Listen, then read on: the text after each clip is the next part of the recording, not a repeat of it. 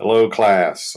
This week we are examining primarily a school, if you will, or a type of poetry known as confessional poetry. This is something that came about in really the end of the modern period, beginning the contemporary period in American poetry. You are reading a number of poets this week that are described as confessional poets. Um, I've asked you to read in the Gardner Anthology all of the selections by Elizabeth Bishop, Robert Lowell, Sylvia Plath, Denise Levertov, Philip Levine, and Adrienne Rich. I think this will show you a progression, if you will, of some of the confessional poets. Probably the most famous of these poets you're reading this week in terms of being confessional poets are Robert Lowell and Sylvia Plath. Um, Plath is perhaps the most famous of the poets you will read this week. You may have seen the movie made on her life. You've probably heard about her. She was married to Ted Hughes, had a couple of small children. Ted Hughes ultimately became the poet laureate of Great Britain. But Sylvia Plath, it was a difficult marriage. It wasn't working very well. Ted Hughes was cheating on her. She had a history of manic depressive episodes, very serious depression, and ultimately she committed suicide. The poems in her collection called Ariel, and I am posting for you the title poem to that collection. It's a poetry collection, a book called Ariel. Those were published posthumously after her suicide by Ted Hughes. And quite frankly, they are so dark that once you read Ariel, you've sort of got to go outside in the sunshine and make sure the sun is still shining. I mean, they are that dark and that depressing. But you will see just from reading the title poem how dark and depressing her work can be. Um, Probably her most famous confessional poem is one that is in the Gardner Anthology that I've asked you to read called Daddy. And it, of course, has a very famous last line, as well as Ariel has a very famous last line. Something with Plath, her last lines are very memorable. But read those, understand that confessional poets, as a general rule, were talking about things that had not been talked about in American poetry to that point. We're talking about death, trauma, suicide, depression, very personal experiences. In other words, confessional poetry is just what it claims to be. It is confessing the soul, confessing the spirit.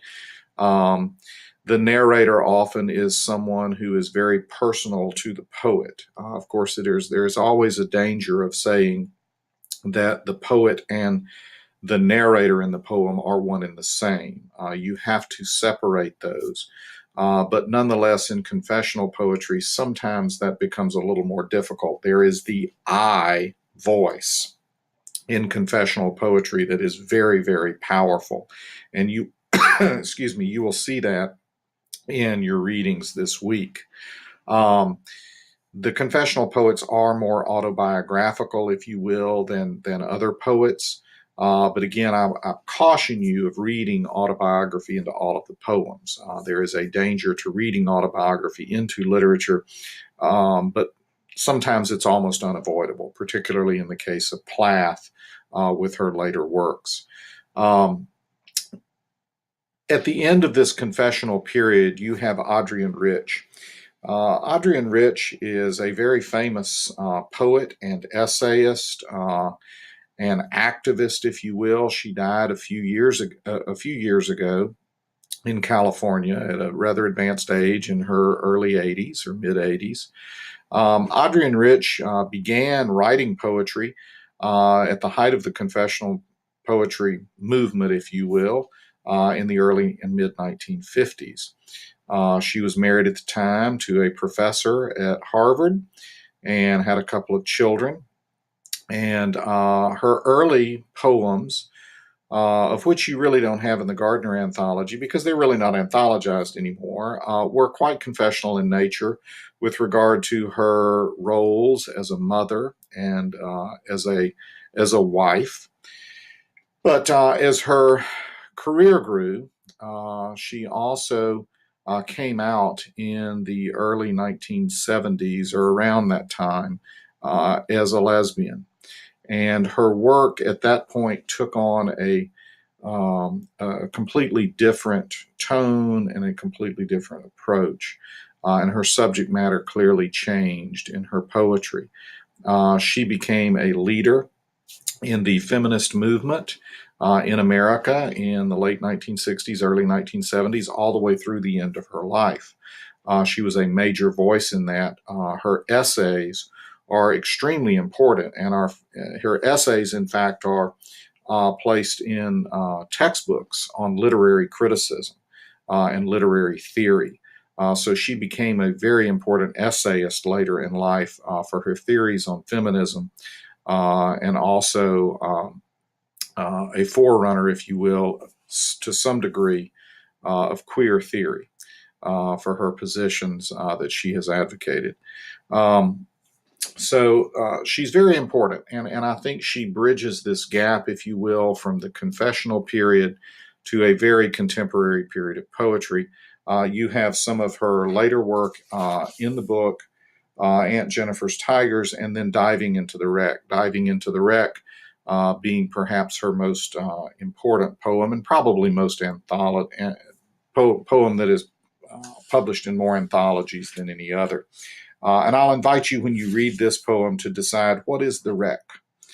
What is that metaphor? What is she diving into, if you will? What is the narrator diving into? And I think you will see a very important contemporary poetic voice emerge relative to this poem.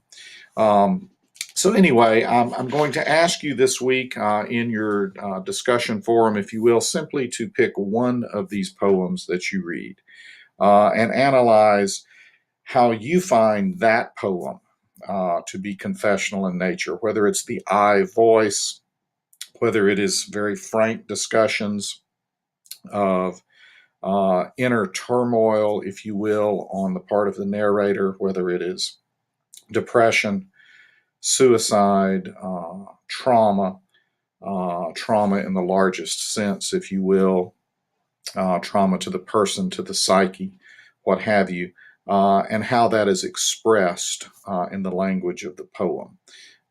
So I'll invite you to look at that and analyze a poem briefly in a very short 200 word or so post about what you find. I will not require that you answer other students' posts. I simply would ask and invite you to read other students' posts and see what other students feel about the confessional nature of this poetry. I think this poetry is very, very, very accessible.